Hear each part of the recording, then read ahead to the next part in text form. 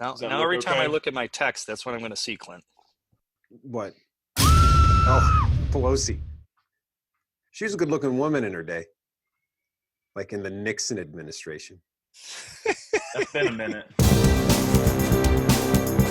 Meet the Pressers with Matt Mallory and Clint Macro.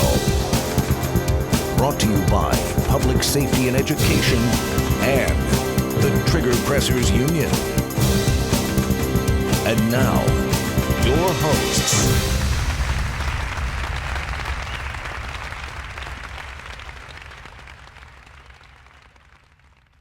Hey everybody, welcome to Meet the Pressers with Clint Macro. Matt Mallory. Meet the Pressers is a safe place for all people that press triggers to talk about training, guns, gear, gadgets, politics, religion, Political activism. and cool products like the Mantis. You bet. This episode is brought to you by Taser. Simple to use, safe to own, effective when you need it. Mantis. Mantis X helps shooters suck less. Meet the Pressers is sponsored by Next Level Training, Saber Red, Cutting Edge Bullets, the USCCA, McLean Corporation, ASP, ESS, Common Sense Self-Defense, and T1 Ammunition. Meet the Pressers is also generously supported by these fine companies, ranges, and our Patreon members. Thank you.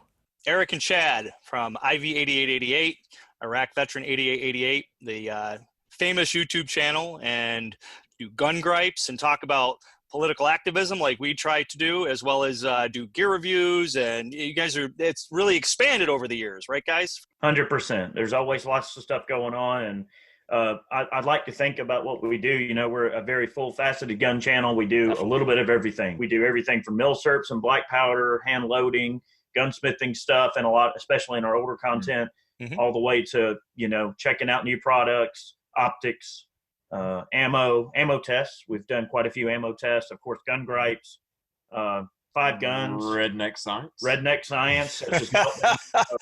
We wear many hats. You had invited both of us down to your place last year, and I wasn't able to make it. And I really appreciate the opportunity that you gave Matt, and ultimately our show. Our subscribers doubled like the day after your show aired that you did with Matt. I just want to say I really appreciate that. I just want to say thank you. Absolutely. Well, you know, Clint, one of the big things about our channel and the way that we've always ran it, even from day one, even when we were still, you know, really, really small, is we felt that it's always been important to help out other content creators.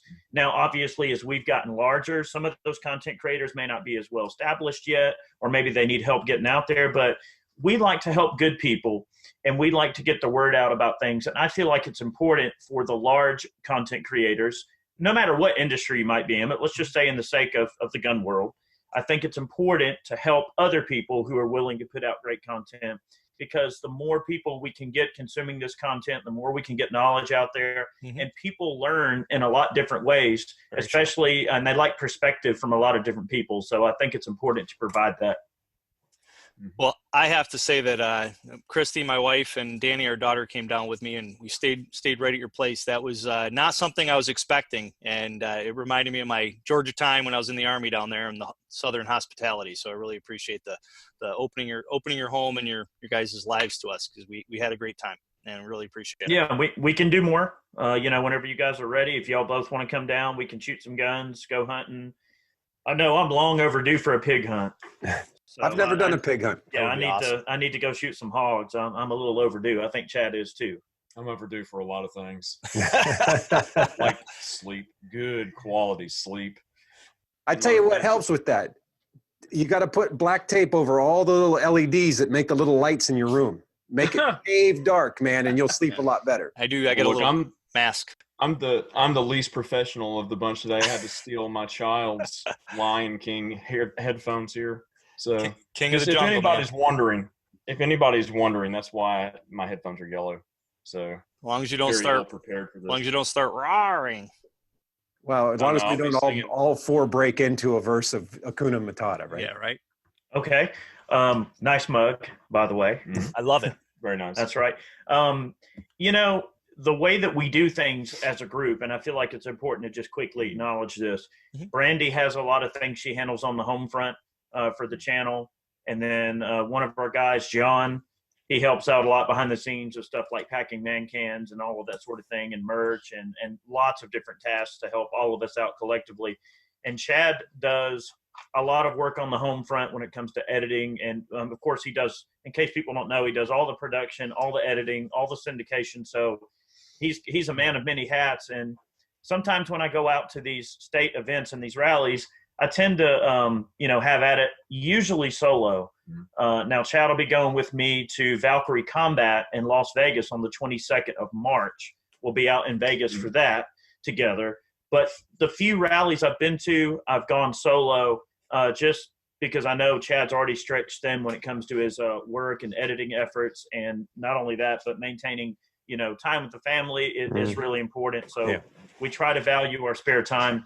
Getting to the point, though, the Virginia rally was a huge one. There was a lot of people came to that rally. It was a great event. I feel like it went really, really well. Of course, with the recent assault weapons ban getting shot down in the Senate, of course, they were livid over that. Now, it hasn't gotten completely shot down. It's been kind of deferred to a study group, to a study group, a crime study group. Now, at least that's better than it getting stovepiped on through because there was no opposition. So there was a few leading Democrats in the Senate in Virginia that went on record to say, hey, the rally got our attention and it worked.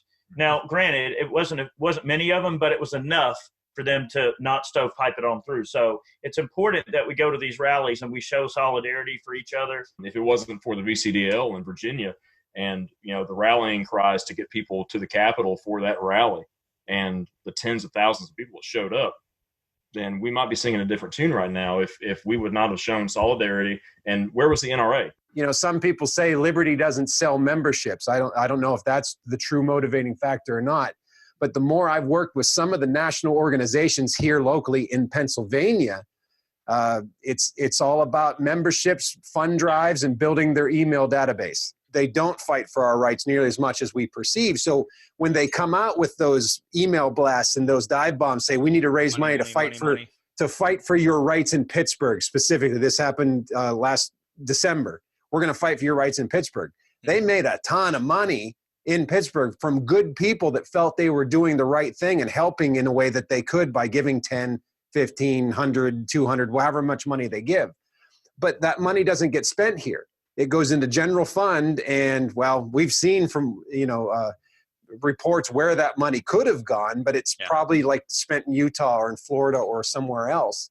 And then you've got groups like Firearms Owners Against Crime or Virginia Citizens Defense League that volunteers work that. They pay their own money. They use their own gas money to get to rallies. They use their own toner cartridges to run photocopies, and they stay up all night away from their family running faxes to legislators and stuff. See, that's the way that a 2A or organization, an advocacy organization, needs to be run. Exactly. Not going and spending tens of thousands of dollars on clothing. Yes. Yeah, exactly. Yeah, I agree. Right. How much more money of that NRA money could have helped those smaller organizations out that are actually making a difference, that are actually using their time efficiently.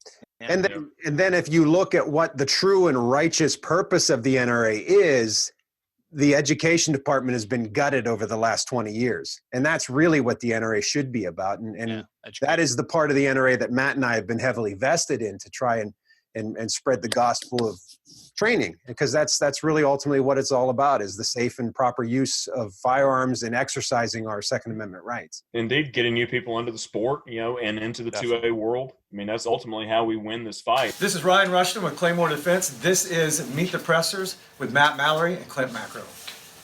Meet the Pressers. You guys wanted to talk about some other anti-gun bills and stuff that we've been covering. Definitely. Arizona, the SB 1625, that was an Arizona assault weapons ban. HB 177, in addition of Virginia into the national popular vote system. So they want to basically do away with the electoral college on an individual state level in the national elections and just put all those electors to the national popular candidate. So, I mean, basically you don't have to win 270. You can just have them all. The bad thing about the electoral college on a national level, if you disband it, then it doesn't give fair representation to the rural areas. Oh, no. Really New York and LA will control the country. Oh, yeah. All the big municipalities will control everything, and that's not a way of life for everyone.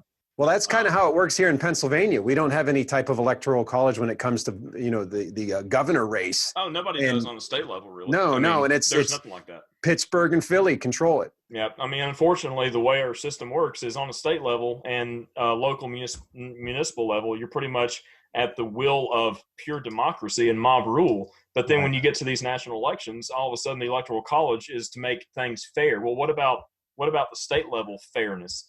Things like that. There's been some very close races here in Georgia. I mean, that may have gone one way or the other based on the electoral college if we had a system like that here in the States. Stacey Abrams only lost by about 12,000 votes. Yeah. Wow.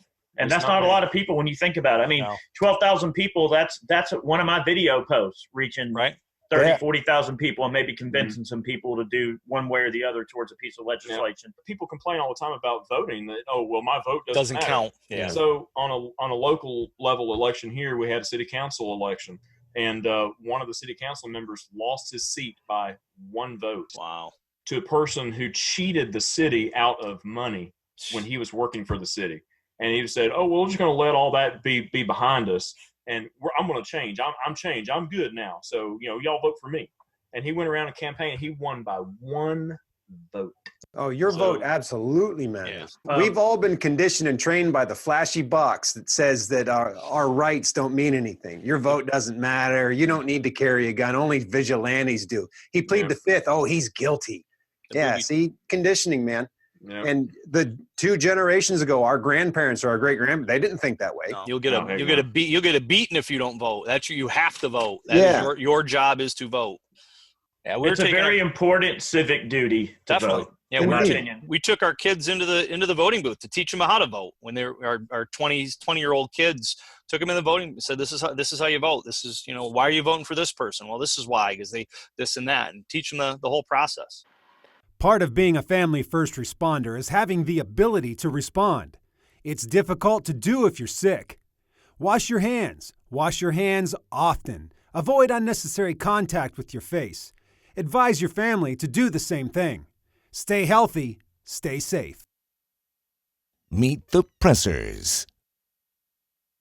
March 22nd, we will be at Valkyrie Combat in Las Vegas. Mary and Julie at the Nevadans Can group there. They got to stay on that red flag law in Nevada. AB 291. AB 291 in Nevada, which is a red flag law. They were able to get a stay on it. So the law did pass, but they were able to issue a stay in the courts. So now they're still fighting it to get it reversed. And I don't know if that's going to be in the form of a recall vote or recall election, or they're going to try to recall certain politicians. I'm not sure the niceties and legalities of that, but we are going to be at Valkyrie Combat on the 22nd of March, and I'm actually raffling off 3 guns of mine, 3 personal guns of mine. Wow. And we're donating all the money to help Nevada. We're helping Nevada fight 291. Got a 1963 East German Makarov, a second-year production CZ97, and a in the wrap Martini Henry. That's pretty awesome, dude. Yeah, that is awesome. Raffle tickets are available over there on Valkyrie Combat's website. We're getting behind it and really pushing this. We're going to be there, of course, just to really, hopefully help them raise a lot of money to get 291 pushed back. The reason I feel so strongly about this, not only do I really, really hate the idea of red flag laws because they ignore due process, they ignore property rights, they ignore the First and Second Amendment, and completely go against everything that our rights have to do with when it comes to, being able to face our accuser, right, and deal with something in a court of law, and be able to have due process right before something's done. But the other reason that I support it so strongly is because Las Vegas really is, in my opinion, when you go to the Strip, it's a place where everybody likes to go and have fun, right? People are gambling, they're drinking, they're doing silly things, but Las Vegas just takes me as a kind of town where people are so free, right? And people want to have fun. And how can you deprive people of liberty? It just seems counterproductive for a state that really, up until now has had pretty decent gun laws. Like Nevada's always had some, from what I understand, pretty, average gun laws. Yeah, but you got those transplants coming down from the West Coast and California and such, and flowing into Nevada, Arizona, New Mexico and such. And, that's where we've seen these anti-gun laws, because the politics are kind of changing. I mean, you're getting a little bit more influx of that liberal mindset of progressivism and such, and they're taking over the House and Senate seats in those states, and the new ideas are getting pushed out there, and people are getting kind of turned in a cultural way, and not for the better either. Well, it's the social programs run them out of the state because they can't afford to live there anymore, but they bring those concepts and principles and ideals into the news. I mean, Colorado, look at that state 20 years ago. New York. Look at New York. Yeah, New York too, especially. New York to Florida. You got Florida as being, inundated with that because people leave New York, the cold weather, to move to Florida. Yeah. Snowbirds. That's what they call them. Snowbirds. Snowbirds. Like, go down there for the warmer weather, and they wind up staying like, ooh, I like this. Yeah. And then a hurricane blows they through. Work, make all their money and work up north, and then come down and enjoy the weather down south. Yeah, and the low cost of living. Well, maybe not in Florida. Maybe not in certain places in Florida. Pick up your Yins Can't Take It flag and display your non-compliant will the Pittsburgh way. Printed and made in the USA. Contact Justin Crocker for more details. We had an assault weapon ban getting introduced here in Georgia, but it's not going to go anywhere. But it doesn't mean that people here need to be lax about it and just sit on their hands. They need to contact their reps and everything and really put it out there that they are definitely opposed to this. And as we saw in Virginia, a lot of these Democrats in these more moderate areas, they sided with gun owners and the Second Amendment and their constituents' wishes. They didn't just go against their constituents. Right. Now, people like Mark Levine, who introduced the bill, he lives he represents an area like around Richmond and up to the south end of like Washington, D.C. and such. Right. And, his constituency is more of that progressive mindset, of course. I think it's so funny that in Virginia, they referred this assault weapons ban to a crime study group, a committee, to do, research on it. So, but the thing is, okay, when they do that research and then they determine that, this just doesn't make sense, right? It's going to cost more money than it's worth, right? It's not worth the paper it's printed on. It doesn't matter because they don't care about facts. They only care about the rhetoric that they want to put forward. If that was the case, there's already plenty of data out there, right? When it comes to the assault weapons ban, the 94 crime bill and all that, which had the sunset. All they got to do is look at that data. All they got to do is look at, 1.5 plus million ARs or more that are out there. Right. And the fact that they're simply, way more than that, but they're simply just not used in crimes. And that data is there. That data exists. So, why make such a knee-jerk policy based around it's really just a goal that you have and not an actual fiscal or real security reason that you want to do it. Anything that happens that they can use to benefit. What is it? If it bleeds, it leads, or, don't let a bad situation, don't waste a bad situation, right? Never let a tragedy go to waste. Don't let a tragedy go to waste. Rahm Emanuel, man. You never want a serious crisis to go to waste. And what I mean by that, it's an opportunity to do things that you think you could not do before. Words to live by, right? Something here in New York, when I was meeting with the politicians in June, there's 7 different political offices I met with talking about they want to ban the 50 BMG. They want to be able to look at social media accounts to be able to see if somebody's thinking about doing something bad or posted something wrong. They want a 5-hour course. You got to have live fire. You got to do a classroom, the whole thing. They had a whole list of things. One of the things that came up in the meeting, which is something that I found interesting, I'm trying to spread this to let people understand how they're doing this. One of the politicians literally said that that's a good point. We're going to have to run that through the Gabby Giffords group, gun control group, to see if it passes muster, and if something we can move forward on, change or whatever. So I'm like, you got to do what? Litmus test? Yeah, I'm like, you got to do what? You're putting it through a third-party external group to have them tell you how to go against guns. So where's the equal balance of that? Why don't you run stuff through somebody who knows about guns to make sure that you're getting an even response? But because they don't care about people that are pro-gun. They want to further an agenda that disarms the populace. Yeah, you've got 2 things that go on. You either have, we're gonna, I'm saying I'm them. We're going to go for as much extreme stuff as possible to get everyone up in arms while I sneak in a constitutional amendment, while I sneak in the electoral college thing. You got that going on. Yeah, while we sneak in a ballot measure. Yeah, yeah. See, it's like, here, look what over happened here. in Washington State. And if any of that extreme stuff gets through, well, then they win, right? Right. But something people need to keep an eye on and educate themselves as we get into 2020, because we got a huge election cycle. And I can say in Pennsylvania, we're one bad election cycle from being just like Virginia come a year from now. People will automatically think that the guy with the R next to his name is the pro-gun guy.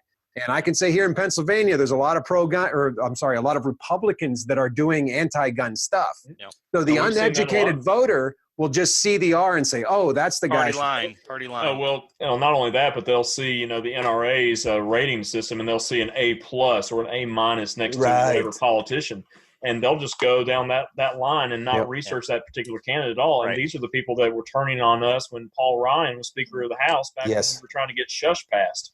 Yeah. Or the Shure Act. I'm sorry, the Shure Act and HPA and such. Right. And we saw, the rhinos coming out of the woodwork then, and we see them now, elsewhere on the state level battles and such.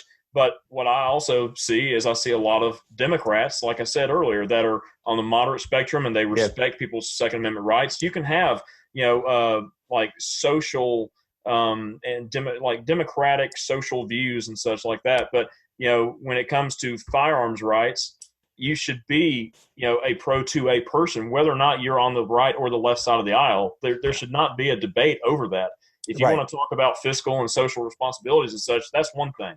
Yeah, but separate. The Second Amendment is a universal right. Right. It's everybody's. It doesn't matter color, creed, race, religion, political side, and whatever. It's your right, even if you don't exercise it. It's still your right. It is. Yeah. We don't have a privilege to firearms in this country. We have a right to firearms and self-defense, defense of oneself, one's family, one's community, one's country even. So there's two organizations that I think this kind of hits the nail on the head with what you guys just said when it comes to the DC Project as well as the DC Rally. Both of those, the rally and the project, I think those really focus on the core issue of who cares what political persuasion you are.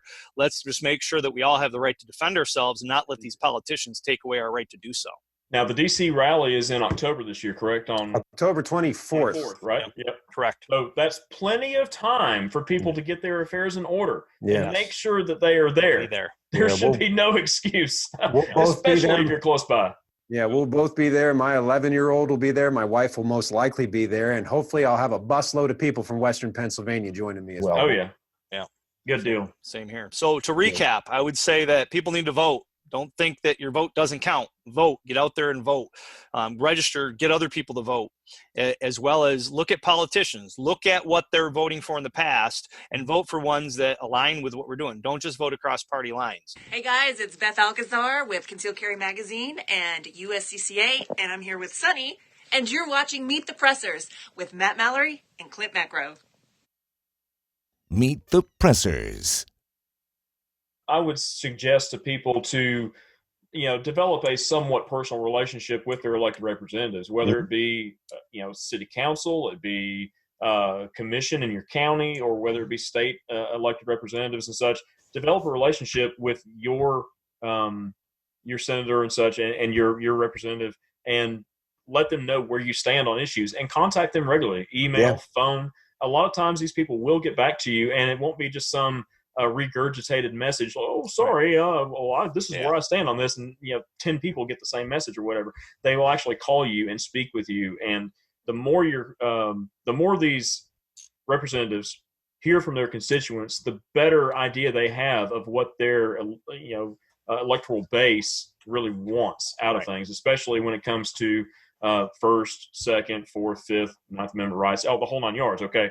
But get to know them, and yes, get people on the path to getting registered to vote and get them out to the polls, but educate them on why they are voting or why they should vote a certain way, and just give them the tools necessary and the education on the subject matter at hand and on the candidates and such like that. Make sure people know who they're voting for. Too many people get up to the ballot box and they say, I don't even know what this means.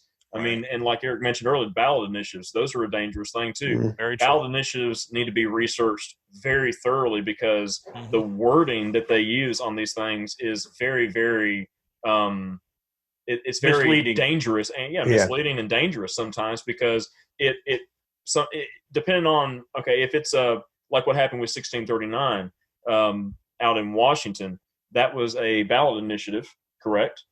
Was it 1639? 1639 was a ballot initiative, and the way that they got that actually turned into a ballot initiative was pretty crooked. Like they were going around, and because you got to get a certain amount of signatures. You have to petition to have it. You got to petition to have something added as a ballot measure. And what they were doing is they were sitting outside of grocery stores and saying, "Hey, do you care about the environment?" Like they were saying, like, "Oh, well, do you care about blah blah blah, like whatever about the environment?" And the kids. And of course, while you got a handful of kids, some little lady, "Oh yeah, I care," and then they sign it, and they just feel like you're doing the right thing, and then they lied about what it was actually about, and people just signed it without reading it. False. There was a lot of that going on. Like they lied about what it was. But you can go to your local websites, your governmental websites and such, and you can see what like ballot initiatives and stuff might be coming up, and do your research on them. Don't just go into the ballot box just blind. Right. And anyways, go ahead. Yeah. Well, I was going to say, I'd add to that too. That's a perfect example. Through that ballot initiative, what's also going to come about are constitutional conventions. So people have to be careful of constitutional conventions, especially in a state like New York. If we got a constitutional convention, forget it. All of our guns are gone. We are so much one-sided when it comes to guns that if a constitutional convention happened in New York State, we would not have no civilian would be able to have any kind of firearm. I could guarantee that. Just because New York City is going to run the farm and be able to do whatever they want to do once that constitutional convention opens up. Folks that want advice on these ballot initiatives and on the candidates, the local state organizations, the vast majority of them will rank these candidates. In Pennsylvania, FOAC, we rank them, and it's based upon questionnaires, their voting record, interviews. We look at a whole bunch of things over the course of their career.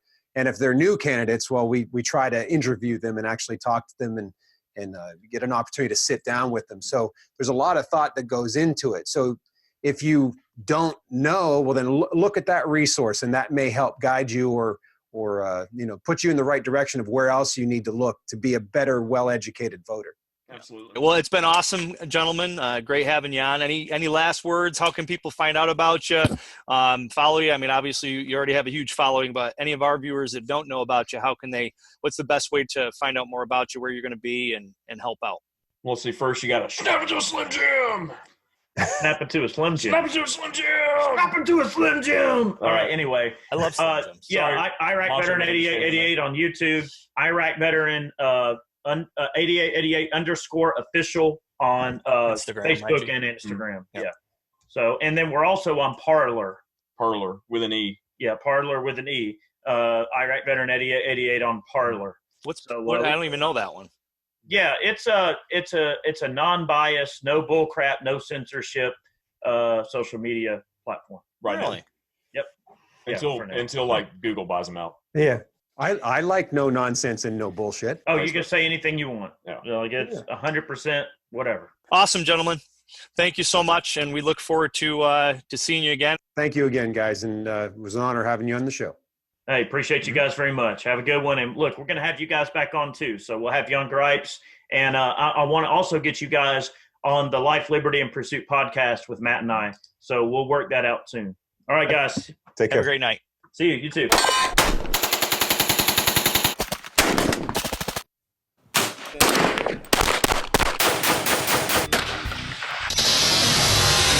We've got a lot of sponsors that make this show possible.